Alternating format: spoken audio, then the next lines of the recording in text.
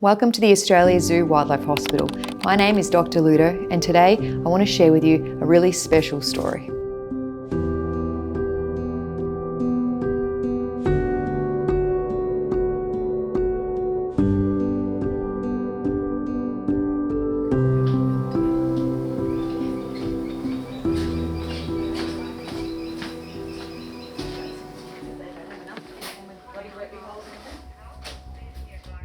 Fudge and Santino are two koalas that were brought into the wildlife hospital after they were found at the bottom of a hole at a construction site.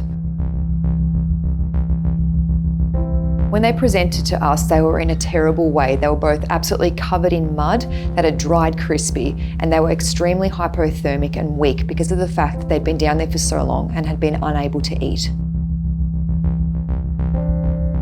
This morning we've received two koalas that were found in a hole in a construction site zone, covered in clay, as you can see here, quite thick all over their coat.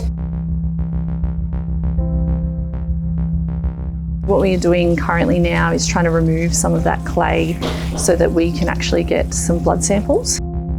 We will do a complete workup, which also includes some x-rays and ultrasound, and go from there.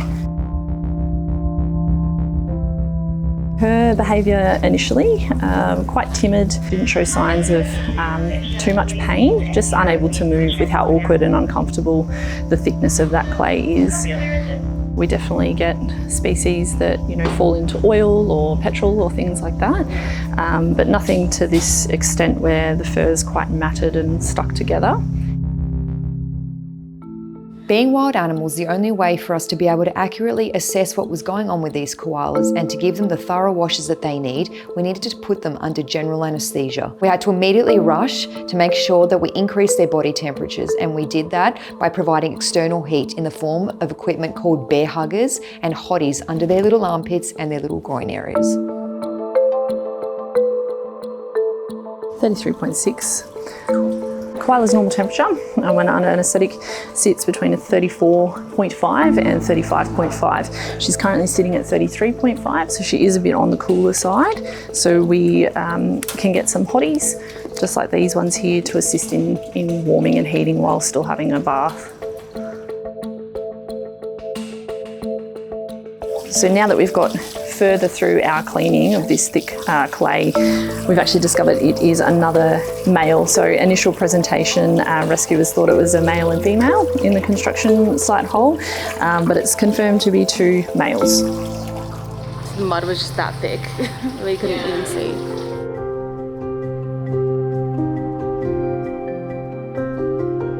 We took their blood and we did x-rays, performed ultrasounds, and did a full body assessment just to make sure that they didn't have any other injuries. Surprisingly though, they actually checked out okay.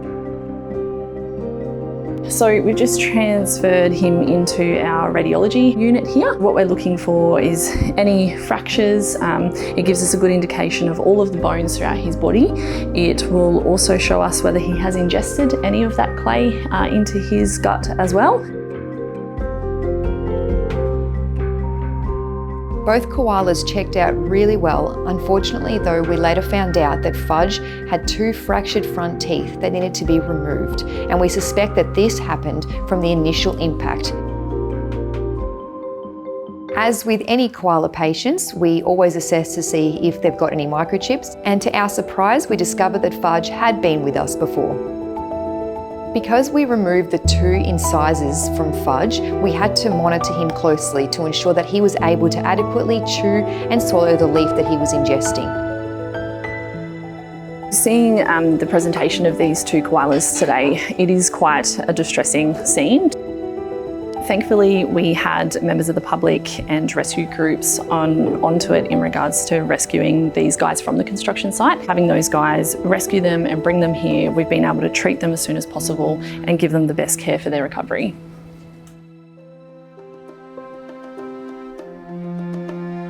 As Fudge and Santino had been rescued from a construction site, their habitat had been destroyed.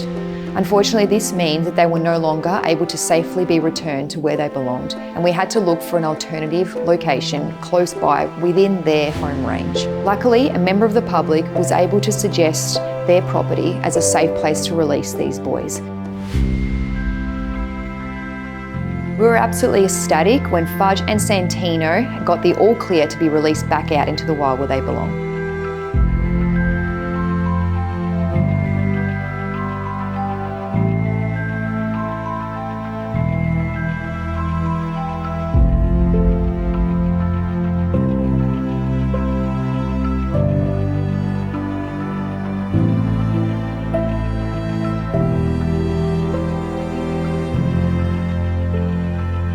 Habitat destruction is the #1 reason why koala numbers in the wild are dwindling.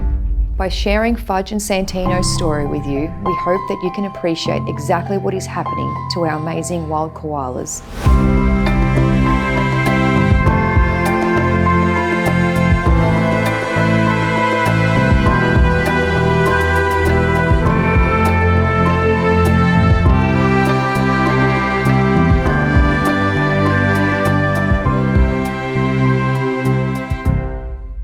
Watch out! Whoa, whoa, whoa, whoa, whoa. Danger, danger, danger. I thought you clicked on that. Now, whatever you do, don't click on it. That's danger, remember?